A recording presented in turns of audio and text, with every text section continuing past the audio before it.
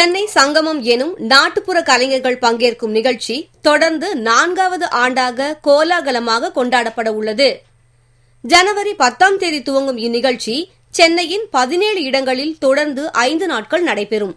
இதில் தமிழகத்தின் பல்வேறு மாவட்டங்களைச் சேர்ந்த 1400 கலைஞர்கள் கலந்து கொள்வதாக சென்னை சங்கமம் ஒருங்கிணைப்பாளர் கனிமொழி MP தெரிவித்தார். இந்த ஆண்டு 10ஆம் தேதி ஜனவரி 10ஆம் தேதி முதல் 16ஆம் தேதி வரை நடைபெற போகிறது. 10ஆம் தேதி ஐலண்ட் கிரவுண்ட்ஸ்ல முதல்வர் கலைஞர் அவர்கள் தொடக்கி வைக்க போகக்கூடிய அந்த இனாகுரல் ஷோ நடைபெறும். 16ஆம் தேதி வழக்கம் போல பெசன்ட் நகர் எலியட்ஸ் பீச்ல நிறைவு பெறும். நிறைய கல்லூரிகளை இதுல இணைத்திருக்கோம். டான்ஸ் போட்டி ஒன்று இருக்கு, கார்ப்பரேட்ஸ்க்கும் கல்லூரி மாணவர்களுக்கும் இடையே. இறுதி நாள்ல பரிசு வாங்குபவர்களுக்கு பரிசுகள் வழங்கப்படும். இப்ப இந்த ஆண்டு விருதுநகர்ல, ஈரோட்ல, திருப்பூர்ல பண்ண போறாங்க.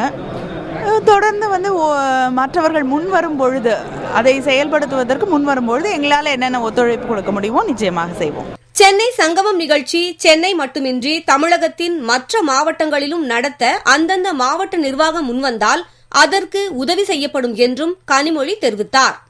கலைஞர்களை ஊக்குவிக்க ஆண்டுக்கு ஒருமுறை சங்கமம் நடத்துவது அவர்களின் வாழ்வாதாரத்திற்கு போதுமானதாக அமையுமா என்பது கேள்விக்குறியே.